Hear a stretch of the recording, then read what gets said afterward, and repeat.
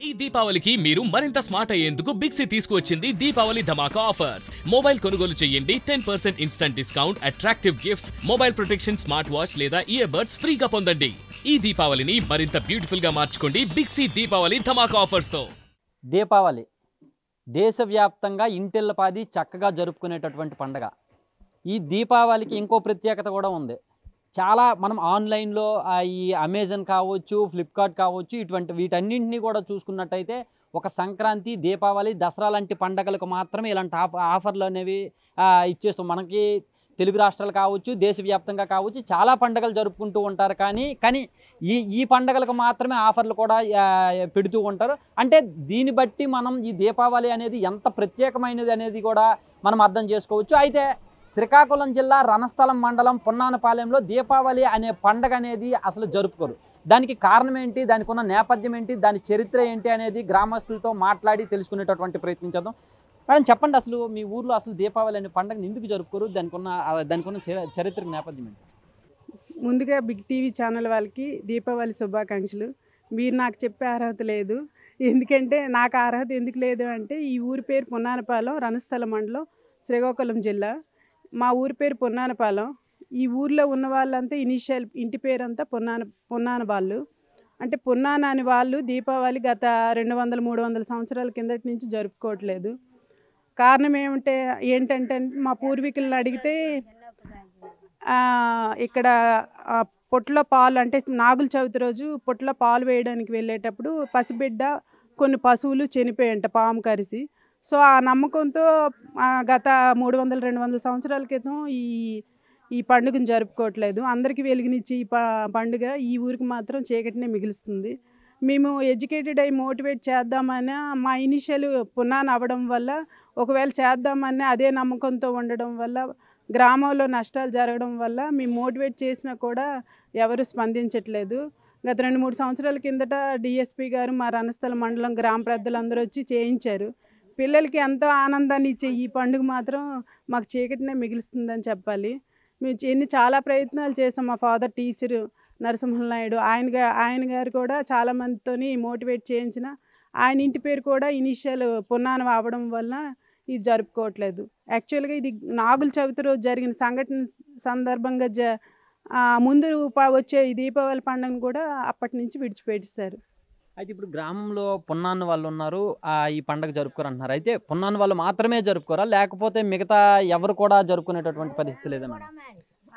యాక్చువల్గా ముందు పున్నాన వాళ్ళు జరుపుకుండేవారు కాదు. వాళ్ళతో పాటు ఎక్కువగా గ్రామంలో పున్నాన అనే గ్రామ ఇంటి పేరు ఉండడం వలన వేరే ఇనిషియల్ ఉన్న వాళ్ళు కూడా జరుపుకోవట్లేదు. అంటే ఇంకొకటి ఏంటంటే, ఈ ఊర్లో ఆడపిల్లగా పుట్టే వాళ్ళకి అదృష్టమనే చెప్పాలి. ఎందుకంటే వాళ్ళ ఇనిషియల్ ఇంటి పేరు మారుతుంది కనుక వాళ్ళు పండుగను జరుపుకోవచ్చు. సో ఆ ఇంటి పేరు పున్నాన అనే వాళ్ళు మాత్రం ఈ పండుగ జరుపుకోకూడదని అప్పటి నుంచి పూర్వీకులతో పాటు అందరూ ఫాలో అవ్వాల్సి వస్తుంది. ఇప్పుడు మనం చూసుకున్నట్టయితే మన తెలుగు పండుగలు కావచ్చు, మన దేశంలో జరుపుకునే ఏ పండగకైనా సరే ఒక నేపథ్యం ఉంటుంది, దానికి ఒక సంస్కృతి ఉంటుంది. కానీ ఏదన్నా దోషం ఉంది అంటే దాని దోష నివారణ కూడా ఉండేటటువంటి అవకాశం ఉంటుంది. కాబట్టి ఇప్పుడు ఇది దోషంగా భావించినప్పుడు ఇలా కొంతమంది పిల్లలు చనిపోవడం కావచ్చు, లేదంటే పశువులు చనిపోవడం కావచ్చు, ఇవన్నీ దోషంగా భావించి మీరు ఆ పండగని 300 సంవత్సరాల నుంచి ఆపేసేటటువంటి పరిస్థితి ఉంది. మరి ఆ దోష నివారణ కోసం మీ గ్రామంలో కానీ, మీ పెద్దలు కానీ, పూర్వీకులు కానీ ఏమైనా ప్రయత్నాలు చేసేటటువంటి దాఖలాలు ఏమైనా ఉన్నాయా? యాక్చువల్గా మేము ఎడ్యుకేటెడ్ అయ్యి ఉండి కూడా, అంటే మా పెద్దవాళ్ళకి చెప్పేవాళ్ళం. పూర్వీకులు ఎక్కువగా, అంటే మా తాతల నుంచి కూడా వాళ్ళు యాక్సెప్ట్ చేయలేదు. అంటే పశువులు అంటే మేము అనుకోవడం ఏంటంటే, ఆ రోజుల్లో కరువు ఉండేది ఎక్కువగా, తినడానికి కూడా ఇబ్బంది పడే రోజులు అవి. సో ఆ విధంగా వ్యాధులు కూడా ఎక్కువగా సంక్రమించేవి. అదే పండగ సమయంలో ఈ సంఘటనలు జరగడం వల్ల ఆ నేపథ్యంలో వాళ్ళు అదే నేపథ్యంతో పాటు ప్రతి ఒక్కరు ఫాలో అవుతూ వచ్చారు. సో మా పెద్దవాళ్ళు మేము ఎదిరించి, అంటే క్రాకర్స్ కాల్చుకోవాలని ఫీల్ ఉన్న పండగ రోజు మాత్రం అది జరుపుకోకూడదని నిబంధనతో అందరూ యాక్సెప్ట్ చేయాల్సి వచ్చింది. అది ఇప్పుడు చూసుకున్నట్టయితే చాలామంది పిల్లలు ఉంటారు, మిగతా దగ్గరలు చూసుకున్నట్టు ఇప్పుడు చిన్నపిల్లలు చాలామంది స్కూల్లో ఉంటారు. మేము ఈరోజు దీపావళిని ఇలా జరుపుకున్నాం, అలా జరుపుకున్నాం అని చెప్తూ ఉంటే పిల్లలకి, ఇప్పుడు మీ ఊరి పిల్లలకి చాలా బాధ అనిపిస్తూ ఉంటుంది. అటువంటప్పుడు కనీసం మామూలుగా అయినా సరే దేవుడికి పూజలు చేసే రకంగా కాకపోయినా మామూలుగా అయినా సరే క్రాకర్స్ కాల్చుకునేటటువంటి పరిస్థితి ఏమైనా ఉంటుందో? అసలు క్రాకర్స్ అనేవి యూజ్ చేయరు మీ ఊర్లో? ఈ దీపావళి రోజు మాత్రం అది కాల్చకూడదని నిబంధన అయితే బాగా గట్టిగా నమ్ముతారు.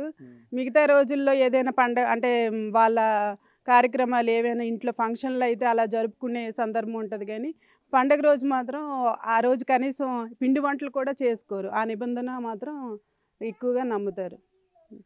మీరు పర్సనల్‌గా ఎలా ఫీల్ అవుతున్నారు? దీన్ని ఏమైనా సరే ఇది మార్పు వస్తే బాగుంటుంది అనిపిస్తుందా? లేకపోతే మీరు కూడా ఈ పండగ అందరూ జరుపుకుంటారు, అందరూ బాగా ఫీల్ అవుతూ ఉంటారు, మీరేమైనా బాధపడుతూ ఉంటారు, మీకేమనిపిస్తుంది?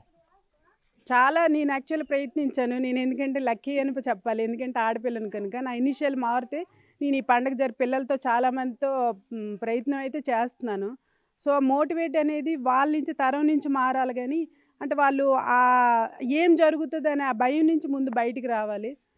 ఆధునిక ప్రపంచంలో కూడా ఇలాంటి ఆచారాలు ఉండడం మా ఊరికి ఇది విషాదంగానే భావిస్తున్నాను. నేను ఎడ్యుకేటెడ్‌గా ఉన్నా ఈ విషయంలో కొన్ని అంటే ఏవైనా వ్యాధులొస్తే వాళ్ళు అదే ఫీల్డ్‌లో ఉంటే వాళ్ళకేదైనా నష్టం జరిగితే దాన్ని ఎలా మనం రెక్టిఫై చేయాలనే ఆలోచనతో మేము ఆగిపోవాల్సొస్తుంది. పెద్దమ్మ మీరు చెప్పండి. అసలు మీరు ఈ దీపావళి మీరు ఈ ఊరు కోడలా? లేకపోతే ఈ ఊరు అమ్మాయా? మీరు ఏంటి?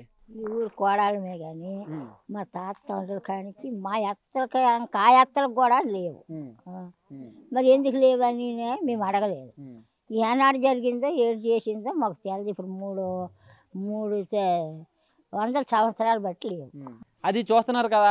ఓవరాల్‌గా ఇప్పుడు చూసుకున్నట్టయితే ఈ పున్నానపాలెంలో దీపావళి పండగ అనేది చేసుకోవాలని కొంతమందికి, అంటే ఈ జనరేషన్ పిల్లలకి కూడా చేసుకోవాలనేటటువంటి ఆలోచన ఉన్నప్పటికీ కూడా గత చరిత్ర నేపథ్యం కావచ్చు, పెద్దలు చెబుతున్నటువంటి విషయాలు కావచ్చు, వాళ్ళు ధైర్యం చేయలేకపోతున్నారని చెప్పేసి కూడా గ్రామస్తులు చెప్తున్నారు. అయితే ఈ పరిస్థితి ఖచ్చితంగా మారాలి. ఎప్పుడో కొంతమంది ఎవరో పిల్లలు చనిపోవడం కావచ్చు, లేదంటే పశువులు చనిపోవడం కావచ్చు, ఇదంతా నార్మల్‌గా జరిగి ఉంటుంది. దీనికి మూఢనమ్మకాలు అనే వాటిని జోడించి ఇది జరుపుకోకపోతే ఒక సరదా, ఒక మంచి పండగని మిస్ అవుతున్నాం అనేటటువంటి ఆలోచనలో కూడా ఇక్కడ యువత కావచ్చు, ఇక్కడ పిల్లలు కావచ్చు ఉన్నారని కూడా ఇక్కడ గ్రామస్తులు చెప్తున్నటువంటి పరిస్థితి. కెమెరామెన్ నాగరాజుతో షణ్ముఖ్, బిగ్ టీవీ, శ్రీకాకుళం నుంచి.